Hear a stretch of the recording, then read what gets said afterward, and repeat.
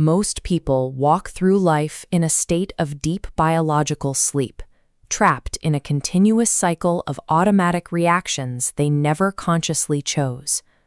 The physical world operates as a hidden labyrinth. Access to influence and freedom is restricted by unseen psychological gatekeepers that draw their power directly from our survival instincts. Ancient Gnostic texts identified these guards as archons, hostile cosmic governors, designed to keep human consciousness tethered to a dense material simulation. Ancient Egyptian architects mapped the afterlife with structured logic. The duat was a secure bureaucratic gauntlet where gates demanded specific identity checks.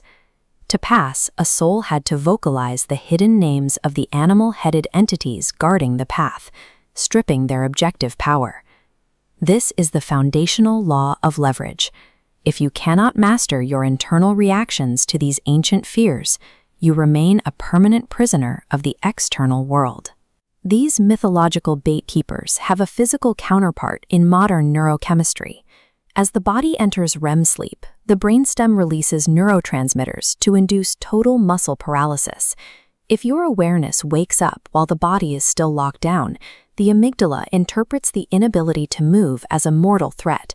It projects your internal panic outward, manifesting as a shadow entity or a demon standing in the room. When the ego panics and fights, it validates the illusion. The fear feeds the projection, keeping the mind trapped in a self-generated nightmare. The obstacles blocking your success in the material world follow this same pattern. They are often biological projections of an unpurified, undisciplined consciousness. Tibetan dream yoga practitioners use this boundary state as a training ground. By achieving lucid awareness, they consciously enter the intermediate bardo states to face their fears head-on. In the bardo, the mind encounters wrathful deities. These multi-headed, flaming figures are the direct psychological equivalent to the Gnostic archons and the shadow people of sleep paralysis. The password to bypass them is radical recognition. By looking at the deity and declaring it a projection of your own mind, the entity freezes and shatters, reclaiming your trapped energy. You apply this in waking life through strategic silence. When a provocateur seeks an emotional outburst, they are looking for a handle to steer you. Silence denies them that leverage. Real power begins with the realization that external pressure only has the weight you voluntarily assign to it. Building a new architecture of power requires the burial of the old self. You must dismantle the habits of scarcity and the need for approval to clear the ground for expansion. To accelerate this growth, you can utilize the as-if strategy, a psychological tool designed to hack self-confidence through physical action. William James proved that adopting the physical posture of greatness forces the mind to embody actual power. The physical action initiates the psychological state.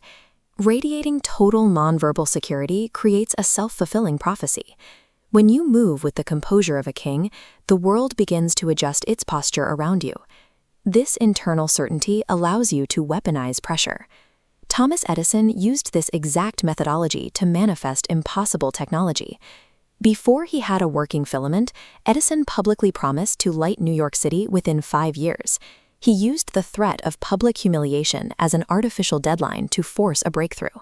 The resulting pressure forced a rapid manifestation of the invention, completely upending the existing energy monopolies that controlled 19th century Broadway. You do not wait for the perfect moment to build a fortress. You force its manifestation by weaponizing self-imposed psychological pressure.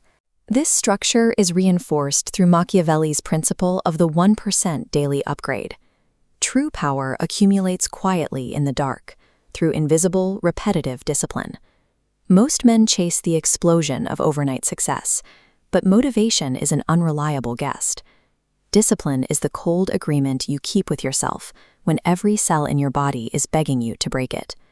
This chart shows the divergence between consistent self-command and stagnation.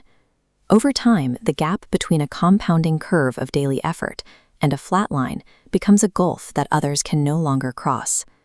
This growth requires you to sever your identity from the crowd. The mockery and approval of weak spectators are distractions designed to keep you at their level. Invisible, silent discipline builds an internal fortress. It strips the world of its leverage over your identity. We must accept a cold truth. Betrayals and crises will strike you regardless of your preparation. Life is indifferent to your plans. Marcus Aurelius ruled the most powerful empire on earth by treating his mind as an immovable territory. His stoic resilience was not a denial of hardship, but a decision to never be ending by it. The prepared man absorbs devastating blows and remains standing. He converts every wound into harder armor and every fall into a new foundation. External results are the lagging indicator of internal self-command.